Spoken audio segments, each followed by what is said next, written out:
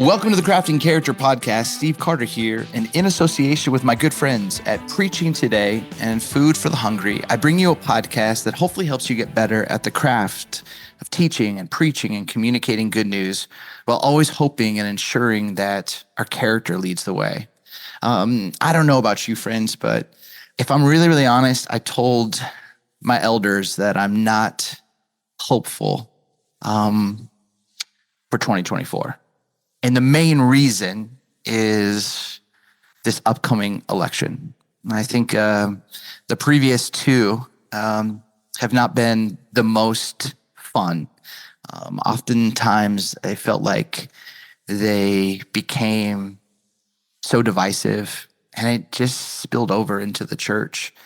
And I've been following our guest today on Twitter. I read his first book, Reclaiming Hope. He is the president, CEO of the Center for Christianity and Public Life. It's this nonpartisan, nonprofit institution. It's actually based in DC, and the whole mission is to contend for the credibility of Christian resources in public life for public good. And his name is Michael Ware, and you should follow him on Twitter. He's awesome. He's brilliant. But I was scrolling through X, the Twitter, you know what it is, friends. And I came across his new book. And you, friends, you got to hear the title of this: The Spirit of Our Politics, Spiritual Formation and the Renovation of Public Life.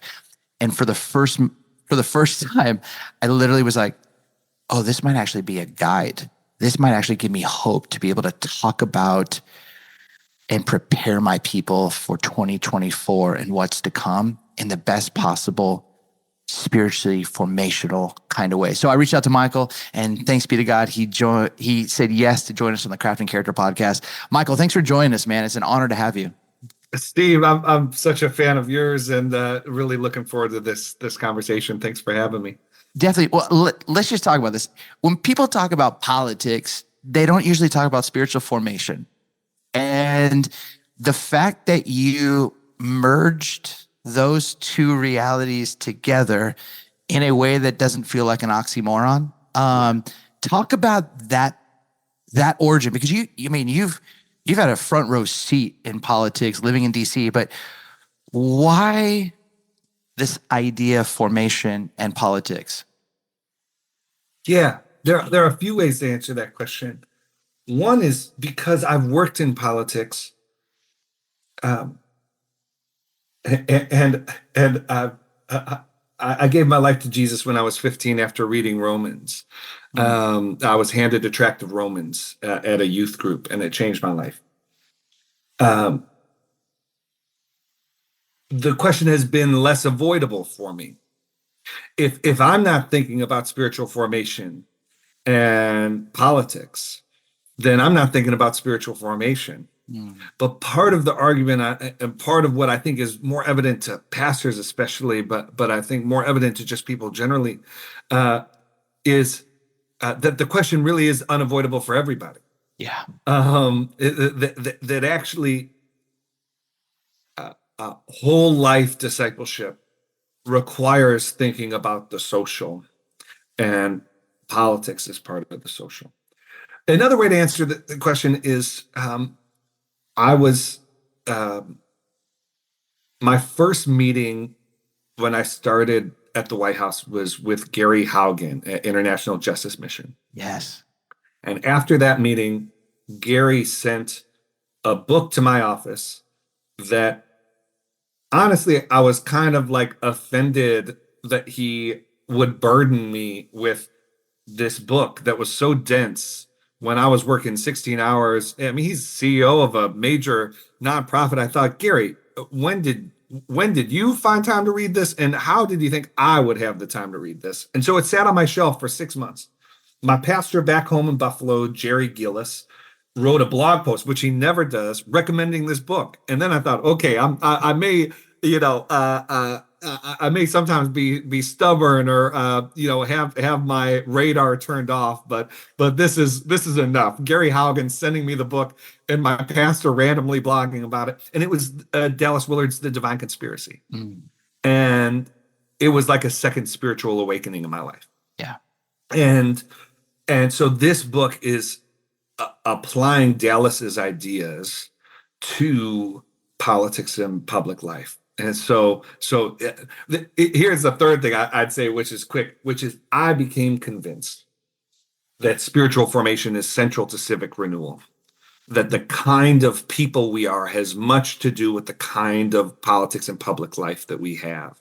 And so you add those three together, and that shapes much of the heart of this book. Yeah.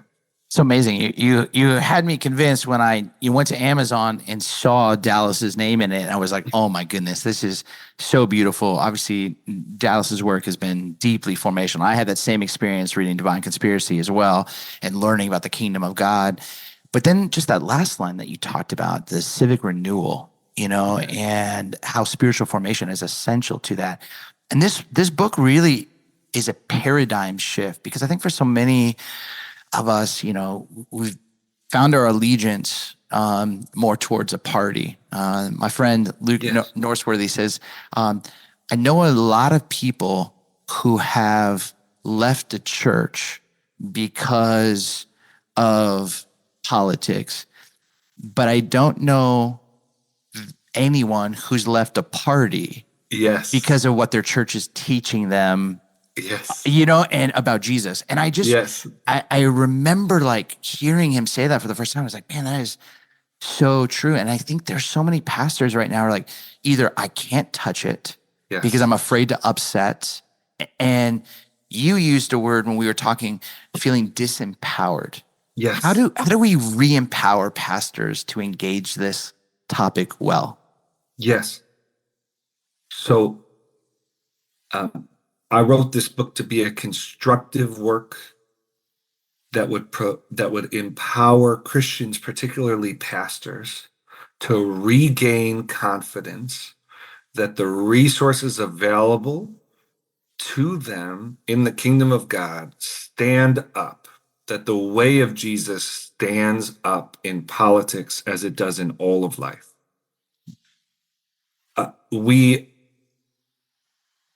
We have lost confidence in that. There is this idea that I think there were many for good intentions, with good intentions, who saw, I've seen all the ways in which it's gone awry. And so I want to keep politics outside of the four walls of the church. It's become very evident to most that is an impossibility, for a number of reasons, because of how saturating our political culture is, because of the fact that everybody in your pews, in your congregation, has a political responsibility themselves, is in a political society, is both affected by and is affecting political decisions, and so it's just inherent. And so it's a part of it, and so. The jump that some folks have made is, okay, politics is relevant to the life of the church, or at least to the life of the folks I'm trying to disciple.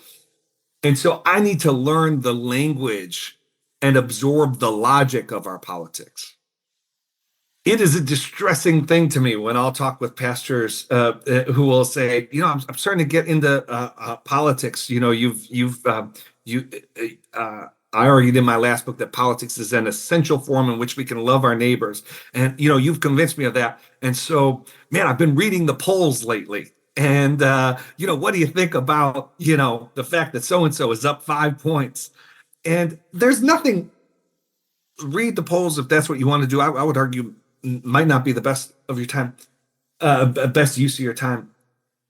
What pastors have to offer our public life and our politics does not require learning, is not about regurgitating the logic and the resources of our politics, what our politics and public life is suffering from is a lack of Christian resources that can help it.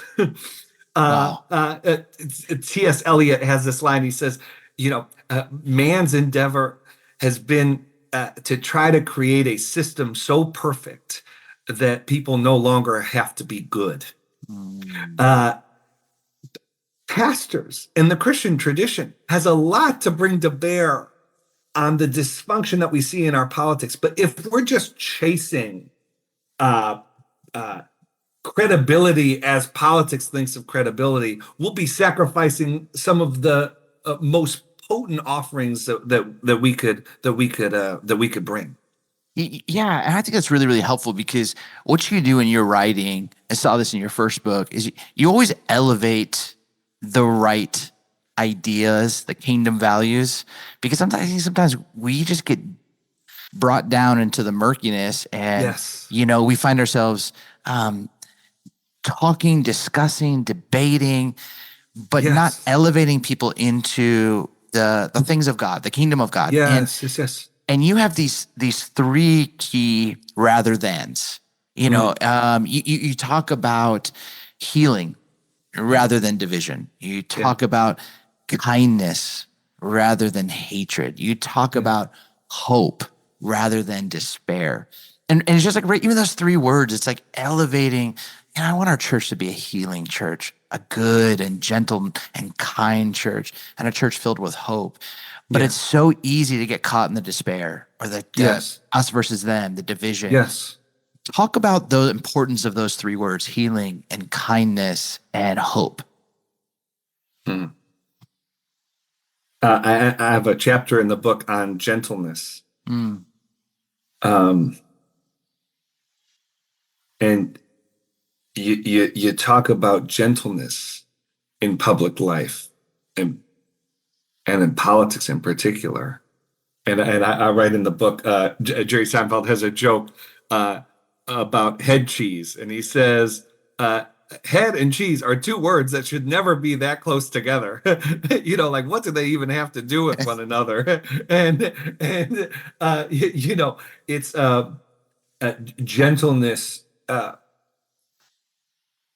The idea that politics would be a place where we could will the good of even those that we disagree with. Yeah. Is so contrary to the spirit of our politics. And the spirit of our politics, a lot could be said about it, but one way to think about it is these social scientists advance this framework of political sectarianism. And I really use this framework as a through line in the book. And they say political sectarianism, which is the kind of polarization we have today, they say is a toxic cocktail made up of three key ingredients: an aversion towards others, the tendency to othering, to other our political opponents, and a misplaced moralism. So elevating political disagreement into a matter of iniquity, into a matter of good and evil. The Christian faith offers tremendous resources for undermining each of those three ingredients. There's a lot of commentary now that the problem has been that people have too robustly combined their faith and politics. Mm. And I want to say the problem is that actually people haven't taken their faith seriously enough when it comes to politics. And when Willard defines joy as a pervasive and constant sense of well-being, how many of you would define our politics as full of a pervasive and constant sense of well-being? Well, that's a good question for pastors to ask. Yeah. It's a good question for pastors to ask. Why do we laugh at that? And if joy is laughable in politics, if kindness is laughable in politics, if hope is laughable in politics, where else do we find it laughable? And very quickly, you are prompted by politics, but the political questions lead you almost immediately to matters of the heart, to matters of discipleship, to matters of formation that actually have implications for the whole of our lives. And that falls squarely in the responsibility and the position of pastor. Willard referred to pastors as spokespeople for Christ. And Willard thought the most important thing happening in your community is what's happening in the life of the local church. And it's important for Christians to understand that. I get the sense, I talk with pastors all over the country, and they feel so disempowered by our political culture right now. They feel so disempowered by just the idols that are competing for the people they're trying to shepherd. But I hope this book is an encouragement to pastors that you have a dignified office that the Lord has called you to, that is to offer knowledge, publicly available knowledge about reality, and not just to those in your church, but to the community, to the places in which God has placed you, and we need to step into that. That has not changed. That we may be in a different culture now. We may have to think about apologetics differently, but the fact that the Christian faith is about knowledge, publicly available knowledge about God and the world he has made, no cultural or demographic or whatever change can change that. And that is the calling to which pastors have in their lives. That's so beautiful. I love I don't love them, but I love how clear the paradigm that you build this book off of, the aversion to others, like the sense of, and the othering, just that sense. And it reminds me of, the New Testament, the word alelon, which is where we get one another or each other. And Andy Stanley has a great quote. He says, the primary purpose of the local church is one anothering one another, and putting all those into practice. But it's really hard when within the church we are othering one another. You're blue, you're red, you're like, and you see this not just even in the church, you see it in the families of the people, where the holidays not are just a part of new grief, is families going, well, you voted for this person in 2020. I'm out. I can't sit at your table. Right. And small groups imploding, churches imploding. And you kind of detail, man, how actually to navigate political strife within these churches and within small groups. What could you say to that? Because I think, again, that's one of the deepest aches right now. And I think we miss a chance to shepherd our people well and pastor our people well and really form our people well if we just try to hope that it doesn't become a problem. We have to get ahead of it. And this is what you do so beautifully. What would you say about that? When we ultimatize the penultimate, we end up penultimatizing the ultimate. When we make much, when we elevate our political opinions, when we baptize our political opinions as themselves being amounting to religious dogma, to core tenets of the Christian faith, we undermine the ability for the church to be the church centered on Jesus Christ, who is the way, the truth, and the life. Look, we need to understand that it is in the interest of our politics for us to be eager to, at least the current logic of our politics wants us to believe it's in the interest of our politics for us to be quick to condemn. Yeah. We need to take condemnation of others very seriously. We need to be incredibly hesitant to condemn. We have a politics that says that if you don't condemn the person who holds the view that you disagree with, then you don't really agree. You don't really hold that position. Yeah. If you're not angry about your political opinion, you don't really have conviction. That is destructive to the soul. That needs to be rejected. This whole, again, like you said, every Thanksgiving, the question I want to ask is, did your uncle with the bad political opinion, do you know, has he even bothered to vote in the last 20 years? Yeah. Is your uncle a sitting United States senator? Like that might change the equation. Maybe okay, maybe mention, maybe bring it up at the dinner table if your uncle or aunt is one of 100 sitting United States senators. If your uncle is just getting his blood pressure skyrocketing, watching cable news 5 hours a night, maybe what he needs most is not your political condemnation. Maybe that's not what society is really counting on you for in that moment. Yeah. So, like there is just all this moral manipulation in our politics and layering moral burden after moral burden on people, on Christians, uh, as a form of political coercion without really any consideration for the actual reality of the situation. The book goes through a number of spiritual disciplines, both traditional spiritual disciplines, uh, uh, silence and solitude. I think are absolutely essential in this moment in particular, but also worship, celebration, study. I also offer a set of 21st century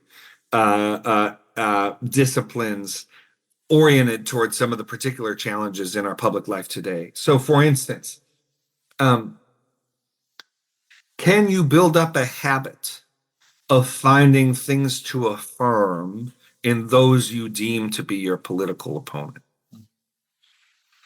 As you're reading the news, I recommend reading locally.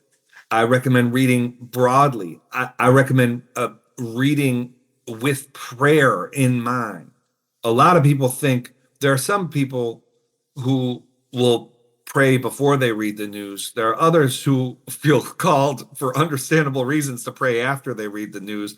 There's a lot of hesitancy about praying while you read the news. And I want to say, no, no, Jesus wants to be right. He's right in the thick of life.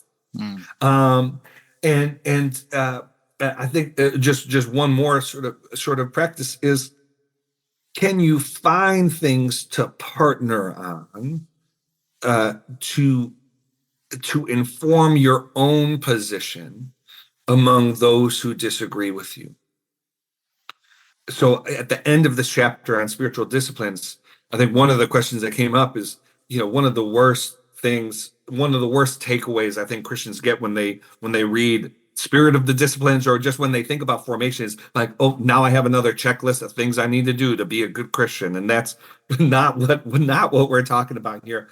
But there's also like, oh, okay, what does this actually look like in life? I have like all these things to do, but I'm living a life. And so I end that chapter with a week in the life of Laura, who's a composite character, just talking through what it might look like in what I think is, it's not a novel, but walking through what a person with responsibilities, with a family, how they might approach politics in a way that they are seeking to live life with the Lord. And I think, I hope that that'll be something that will be, again, empowering and give folks a sense of, I can do that. And I could see how that could fit in my life, not as a political professional, but as someone who's trying to follow Jesus. And Yes. yeah. Yeah. Well, and it's interesting because, this us versus them, this has been happening, Yes. Jew versus Gentile. Like we Yes. we have this, like, you go through the scriptures, and I did a teaching once where I just had like 12 chairs on the stage, and and just kind of talking through some fishermen, a tax collector, a zealot. Like a zealot would hate a tax collector. And Jesus was like, oh yeah, I want all of you to come hang with me. Like the spectrum of the cross. Yes. And what's been so tricky is trying to remind people we are in Christ, Yes. not in a party. Yes. Like it's through Christ that we can see both parties, or we see the political spectrum. We see, but I think what's what's happened and mere discipleship. I don't know if you ever read that book, but talking through like, I think 90% of Rwanda was won for Christ. And then the genocide broke out, and people's allegiance was first to the Hutu or first to Tutsi, which allowed them the permission to condemn and kill and have a genocide happen. And I think that's the piece is, where is our formation priority? Is the priority in formation of politics? Is the priority of formation of Christ? And I think that's why this book is so needed. You've sat in churches, you're very connected to the local church. You have a huge heart for pastors and civic and city renewals. Yes. What do you think for this book being a teaching series? Do you think like in a sense, because when I just started to like read through the synopsis of it, it obviously hasn't come out yet. I've pre-ordered, but like, I start to think, I'm like, man, this feels like what a great like series to prepare our people before the onslaught of Facebook drama and angst. Yeah. Did you have that in mind as you were kind of writing this? I did. And it's been wonderful to, this book has been shaped by, the opportunities I've had to preach through specific chapters. And it's been a blessing to me as I've been able to think about what these ideas look like practically through the life of the church. I think it also, the book, whether the book is used, whether it's informing pastors, whether it's used direct, I think what I want to encourage pastors to do is, as you're thinking about the presidential election and everything that's going to entail, to prepare to prepare for it requires beginning with the gospel. Mm. And from that, then moving out. I fear starting with politics. Yep. People's imaginations already shrink, and guard already goes up. One of the ways I situate politics in this book is, Willard talks about kingdom as the range of your effective will. Yep. God's kingdom is the range of his effective will. But Willard said we all essentially have our own little kingdoms, where what we want to be done is done. Politics is within the range of our effective will. That, to me, that position, it places politics under, not over. Yep. It positions in the place of, we need to steward this, but it doesn't say the most important thing. There's a lot of talk of a biblical worldview, and that's become basically a euphemism for a set of ideological positions, but that's not what the Bible is.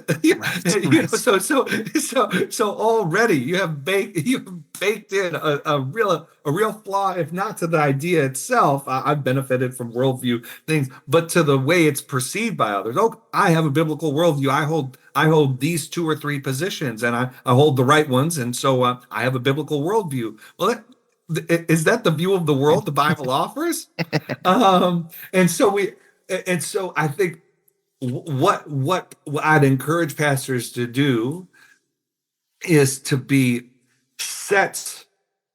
Willard talks about, and my book is written like this, and I'd argue if you read Willard's books, he structured his books in this way, but he writes specifically about vim in renovation of the heart. So formation takes place, vision, intention, means. I think if you read Divine Conspiracy and you read it looking for the vision, the intention, and the means, it's right there. And I wrote this book in the same way. And that's how I would encourage it. Give folks a vision for life in the kingdom of God. Yep.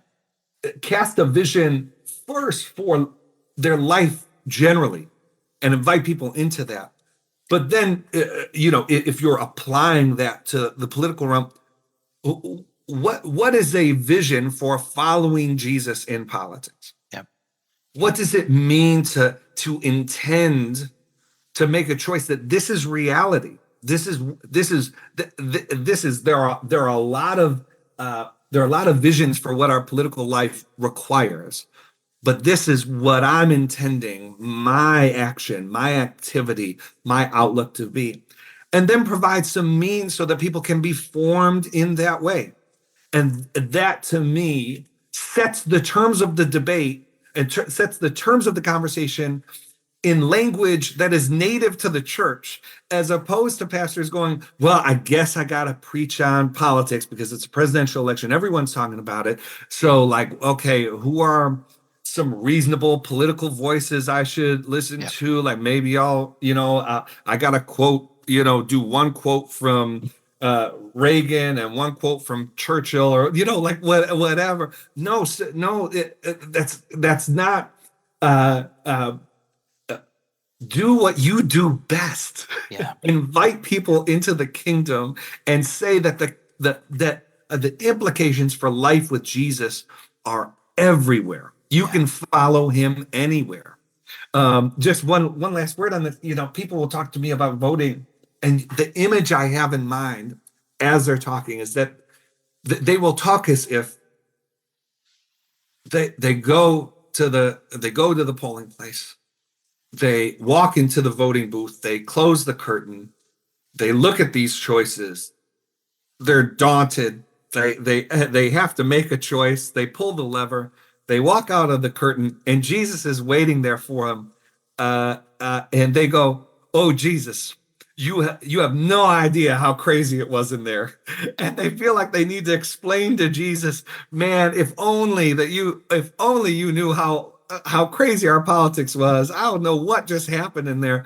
And we need to give our folks a confidence that not that these are easy decisions to make, or that Jesus has one answer for how to vote for everybody, but Jesus is not daunted or confused by any of this. And pastors can do that, just as we need to do for faith and work, just as we need to do for finances, just as we need to do for relationships. And politics is one forum for that.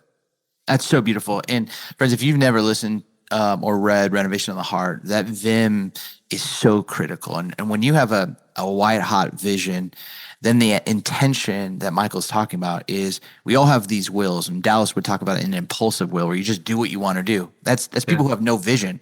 But then you have a reflective will, and a decision comes. You see something on Facebook, you see someone who disagrees with your kind of kingdom vision. Now you got to reflect, how do I choose to live in view of this vision? If I choose to walk away from that, then what am I actually saying about that vision? How important is it? And then this is the secret sauce, is Dallas would say, when you have an impulsive will and you just keep making choices, that becomes an embodied will. It's like the muscle memory. Mm-hmm. But also when you have a reflective will and you start making healthier choices based on a better kingdom reality, there's spiritual muscle memory there. And the way to do that is through those means or methods. And I love, Michael, that you actually wrote your book with that VIM in mind, with those practices, because I think that's where people don't necessarily know how to do and sit and be shaped and formed. But what's cool is, I think, silence and solitude. Oh, I never thought about how that could be really, really helpful in my discourse with politics. I could think about it for my understanding of the kingdom, but and then secondly, the piece I was thinking about is, I love how you said starting with the good news. Mm-hmm. And then I think the kingdom vision that you were talking about, and I'm like, man, we are like citizens of heaven. If you were then to kind of talk through the Spirit, because when you use the Spirit, mm-hmm. it feels really connected to tone. Why that word, the Spirit of politics? So yeah, I mean, there are a number of, so for in spiritual formation, Spirit refers to the will or the character. Yep. Um, and so the character of our politics has so much to do with, yes, the tone, but um, the emotionality of it, the uh, the anger, the anxiety, the aspiration. I mean, our politics has become a reservoir for all of these um, all of these feelings, all of these resentments, and our politics is asked to process that. And I think what we try to do is we try to tell a story that our politics is sort of out there. And those folks at there was a Pew poll that came out a few months ago, and we've just hit basement floor numbers in terms of uh, Americans believe that folks in public office are principally there for self-interest, not to serve the common good or the community. And so you go, those folks in politics, they're just out for themselves. Well, what we need to the question we need to ask is, to what extent is the state of our politics a reflection of the state of our souls? Yes. What are we going to politics for? When we think about politics, are we thinking about it in terms of service? And if we who don't hold public office, who aren't, if we, when we could, well, we have more of a choice than a politician to think about when and how we think about, they got, it's their job, it's what they're doing. If we, when we go to politics, we're only thinking about it in terms of our self-interest, then that's indicative of where the range of our effective will in our politics comes in. So it's really convenient how much we offload to things that we have no responsibility for or limited responsibility for. But it also I've worked in the White House, I've worked in government. I believe in structural change. I believe in policies, making things better. What I have come to be convinced about is that structural changes, better policies, all of that essentially has to emerge from and will only come out of a people who are the kind of people who would have the imagination and intention and vision for that better future, for that better version. And so we keep on trying to technique our way into fixing our society without attending to what we actually want. And as Willard said, the problem in so many of these cases, the problem is our wanter. Yes. And again, not to harp on this point, but like, for the pastors listening, we know how to talk about people's wanters. We know how to talk about the desires of people's hearts. And that is what our politics needs most right now. And so why are we playing with poll numbers and with trying to show how ingratiated we are with the way of the world and the way of our politics, when our politics is crying out for people who have put on the character of Christ, who are being renewed in the image of the knowledge of our Creator, and so that would regardless of how 2024 ends up. And I do think it's consequential, and elections matter, all that. But what if Christians were able to proceed in 2024, not ignorant of or being aloof from the actual consequences of elections and it mattering the outcome of these things, but actually saying, there is a way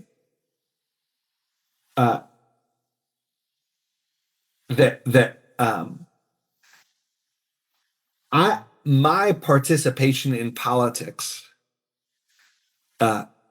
can be a force for good in my life and in the life of the church, separate and apart from the outcome of the election. that actually, what if the church approached the election not saying, we have not done our job unless the right candidate is elected, but actually the question is, do we look more like Jesus? Yeah. That sounds like such a simple, obvious thing, but I'm just convinced that we have such a block because of what we don't have time to get into this, but what Dallas referred to as the disappearance of moral knowledge. And Yes. I have a chapter on this in the book because of the disappearance of moral knowledge. And then the next chapter is on gospels of sin management and the way that that affects our politics. Because of those two things, essentially, we just have a block on thinking that formation and the life of the church really has anything consequential, like in reality, to do with politics. Yeah. Maybe in terms of the fact that there are people in our churches who vote, like there's an instrumentalist approach, but we don't really think that gentleness holds up in political life. And unless we get right on those kinds of questions, we're not going to be offering the best of what we have to offer, and we're not going to be forming our people in a way that increases their confidence in the Lord. Man, you know, you're talking just the book of Ephesians comes to mind, and you've got this goddess Artemis, and and Paul spends the first 3 chapters painting a vision. Never talks about Artemis. Yeah. And then the next couple chapters is how we live, right? As people who embody this vision. And I really feel like, man, this is like what you are doing. Like you are painting and reminding us good news, kingdom of God. This is what the people of God, the kingdom people look like.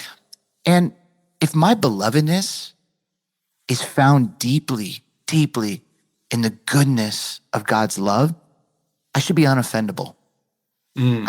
Because deep down, anything that like, ooh, that why does that bother me? That's an invitation for my formation to go deeper with Jesus and go, okay, how does gentleness look in the face of this? How does kindness look? How does healing look in this? And I'm really expectant of this book. And I want to just maybe just end with this, Michael, like, thank you for your time and thank you for this book. And thanks for like merging formation into this conversation that often it just gets pushed to, but reminding us of how important it is and taking, concepts of Willard and just saying, this is how it fleshes out here. I just think it's so beautiful. Maybe just last swan song. This is my hope this is my hope for this book. This is my desire. I mean, it's a labor of love to write. It is hard work to get a book published. It is hard to edit and go through that whole process. I'd love to hear your heart. This is why this is so necessary right now. I believe the church is the hope of the world. And I think we've all seen the public witness of the church not be what it should be. And that's a real loss. Let me tell a quick story. There's a woman, a friend I know, and she is one of the most effective grassroots organizers for Republican candidates for office in the country. She's also a champion on human rights issues, and we work together. She reached out to me, and usually when she reaches out to me, it's because there's a human rights crisis somewhere. But she reached out to me and said, Michael, this is a little out of the blue, but my daughter is in college, and she she doesn't see how my work aligns with my faith and the kind of values I brought her up with. And my friend goes, I have answers. I feel totally at peace. But politics has been a friction. And she goes, Michael, my daughter's not going to church anymore. I'm worried about her faith. I was hoping you might spend some time with her so that she could meet with someone who's a faithful Christian, who loves the Lord, and just has a different approach to politics than her mother. And sometimes, like, we all need that, right? Like, it's. I have 2 kids.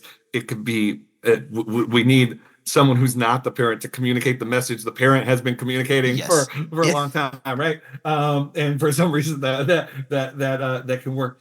And here's what got me, Steve. She goes, and this is again a political professional. She staked so much of her life sincerely in political outcomes in a healthy way. Like a professional life is about winning elections. She goes, Michael, I don't care about the future of my daughter's politics. I just want her to start going to church with her family again. That conversation was simultaneously one of the more distressing conversations I've had, but perhaps counterintuitively, one of the most hopeful conversations I've had in the last decade of my life. Wow. If we can help Christians, regardless of their politics, and I think once these, when you catch a kingdom of division, it will affect everything. Yeah. But regardless of what party they identify with and all this kind of stuff, if we could help people catch a vision of life in the kingdom of God in a way that dwarfs their affinity and attachment to politics, whatever their politics is, we will be ushering people into the most important kind of life that they could live. And it will also be a tremendous blessing to our communities and to our politics itself. That's why I wrote the book. That is unbelievable. What a profound story. And I really believe, friends, today this podcast launches January 23rd, and the book, The Spirit of Politics, drops today. Michael, where can people actually find you online? Yeah, so the Center for Christianity and Public Life, our website is at ccpubliclife.org. And so I would urge people to check that out.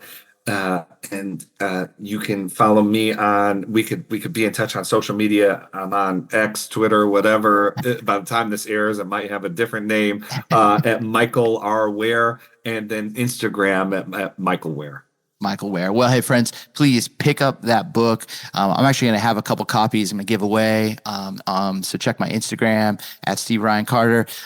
Share this podcast. Maybe, a friend who needs just to be reminded of the beauty of formation. Pick up a book, maybe grab an extra copy, maybe read it with another pastor on staff, because I think this moment is really, really powerful for how we shape and form our people to be the people, kingdom people, who can be gentle and embody the heart of the fruit of the Spirit. Thank you so much, Michael. Thank you for everyone listening. Please rate, review, share, and we'll see you again in a couple weeks. Grace and peace.